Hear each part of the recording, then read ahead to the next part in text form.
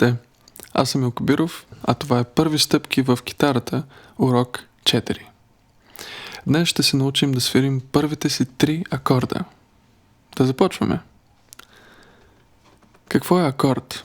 Думата идва от старогръцкото кордон, извинявам се ако не го произнасям правилно, което означава струна или тон. В съвременния смисъл, акорд е когато прозвучат 2 или повече тона. Тези тонове могат да звучат едновременно, като се получава block chord, или пък едно след друго, което се нарича разложено. В този курс ще разглеждаме и свирим акорди, съставени от 3 различни тона. Те се наричат тризвучия. 3 различни тона означава, че 3 от буквите на акорда са различни, но обикновено някои от тези тонове се повтарят в различна октава. Това дава по-пълно звучене на акорда. Колко пъти ще се повтори един тон, зависи от възможностите на инструмента. В случая на китарата имаме 6 струни и сега ще видим това какви възможности ни дава. В преден урок научихме гамата до мажор. Да си припомним, това са тоновете до, ре, ми, фа, сол, ла, си и до.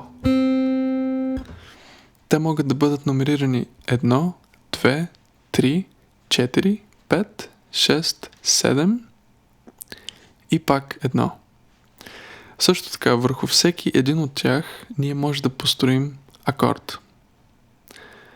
Основните видове тризвучия могат да бъдат мажорни, минорни, увеличени или умалени.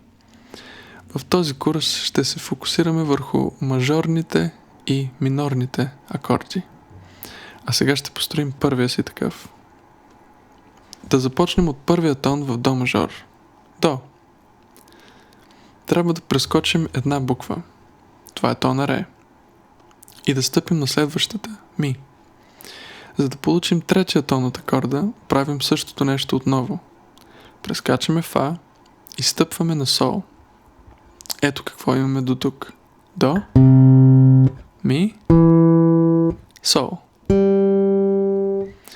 Първият акорд, който построихме, се нарича до мажор. Като block chord може да звучи така.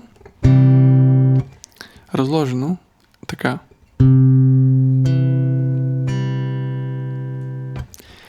Нарича се до мажор, защото основният му тон е до, от него тръгваме. И е мажорен, защото интервалът между до и ми е major third, или на български голяма терца. Тук използвах 2 нови термина. Не се притеснявайте, интервалите не влизат в днешния урок. Ще говорим за тях по-нататък.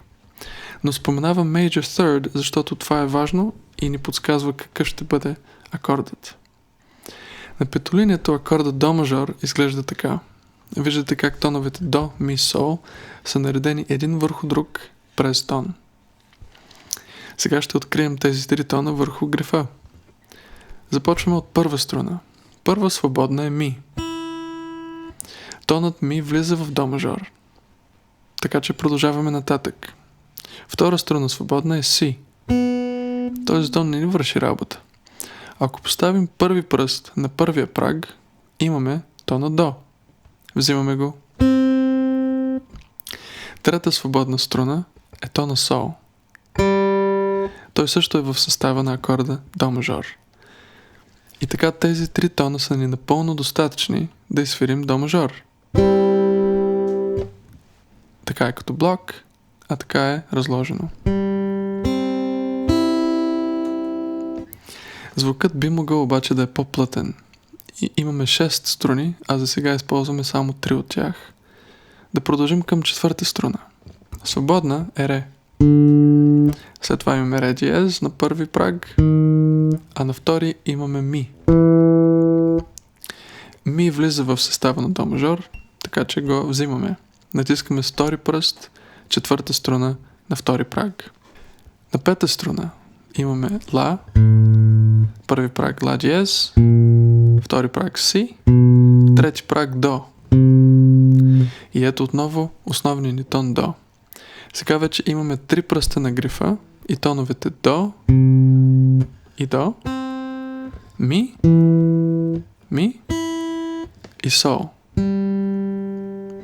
Имаме 2 пъти до, 2 пъти ми и веднъж сол. В днешния урок само ще свирим акордите разложено, или по друг начин казано като арпежи. По този начин се учим да натискаме правилно с пръстите на лявата ръка. Стараем се да чуваме всеки тон ясно и никой пръст да не опира в друга струна. Иначе се чува това.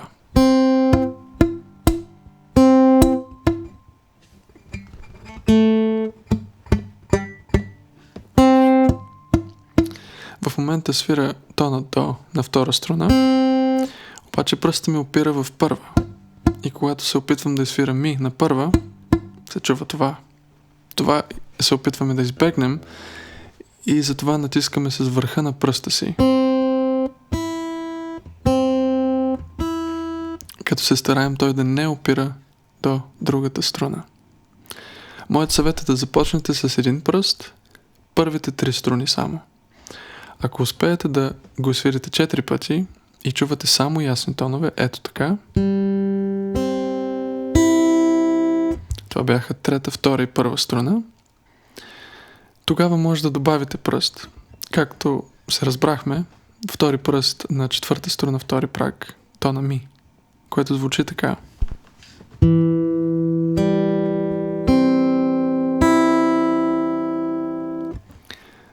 След като станете уверени в това, може да добавите и трети пръст. Тогава на пета струна и ще звучи ето така.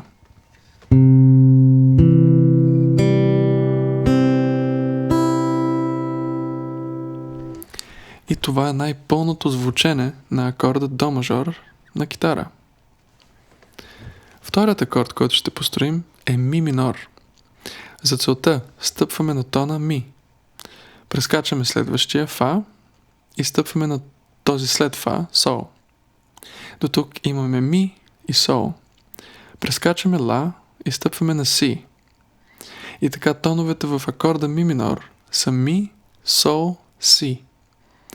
Името му идва от основния тон ми и интервала между ми и сол, minor third, или на български малка терца. Да открием тоновете на ми минор по грифа. Започваме пак от първа струна. Свободна първа струна е ми. Така че това ще ни свърши работа. Отиваме на втора струна сега. Свободна тя звучи като си. Този тон също е в състава на акорда ни, така че го запазваме. Трета свободна струна е сол, който отново е част от акорда ми минор. До тук първите 3 струни на китарата са ни достатъчни за ми минор.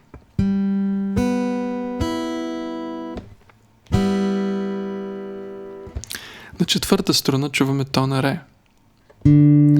Откриваме ми на втори праг. Натискаме го. С четвърта струна той звучи така. Това са тоновете ми, сол, си, ми.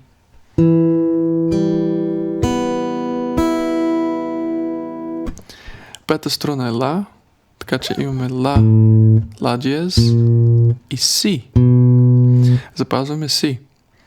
Шеста свободна струна е както първа, ми. Запазваме и това.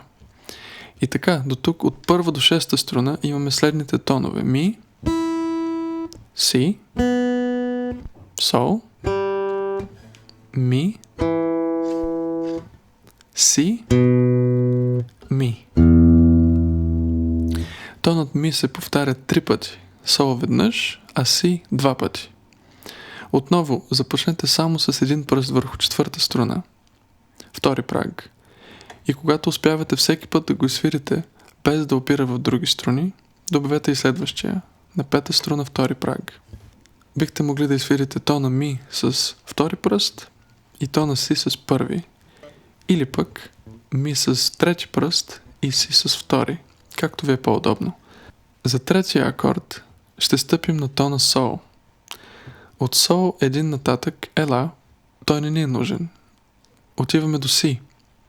От Си един нататък е До. Прескачаме и него и се спираме на Ре. Така се получава Сол, Си, Ре. Това е акордът Сол мажор, защото основният ни тон е Сол, а интервала между Сол и Си е Major Third или голяма терца. Как го построяваме на китара? Отново започваме с първа струна. Имаме Ми, Фа, Фа диез и Сол. Виждаме, че на трети праг първа струна е тона Сол. Втора струна свободна е Си. Запазваме я. Трета свободна струна е Сол. Това също ни върши работа. На четвърта струна свободна имаме тона Ре. Запазваме го. Ако изсвирим само четвърта, трета, втора и първа, ето така,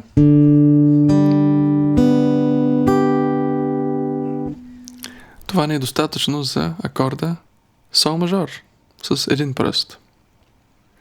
Но ако продължим нагоре по струните, виждаме, че пета струна е Ла, на първи праг Ла диез, на втори праг имаме Си. Запазваме Си. Шеста струна е както първа, така че отиваме директно на трети праг за тона Сол. И така се получават от първа до шеста тоновете Сол, Си, Сол, Ре, Си, Сол. Съветвам да поставите трети пръст на първа струна, първи пръст на пета и втори пръст на шеста за пълно звучащия акорд. Като начало обаче започнете само с първа струна и може да арпежирате от трета. Ре, Сол, Си, Сол.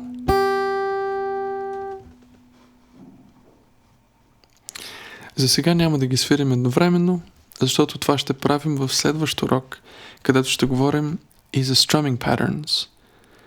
Упражнявайте с тези три акорда, като свирите първо варианта с един пръст и постепенно добавяте втори и трети. Както винаги, надявам се да ви е бил полезен този урок. Приятно свирене и чао от мен!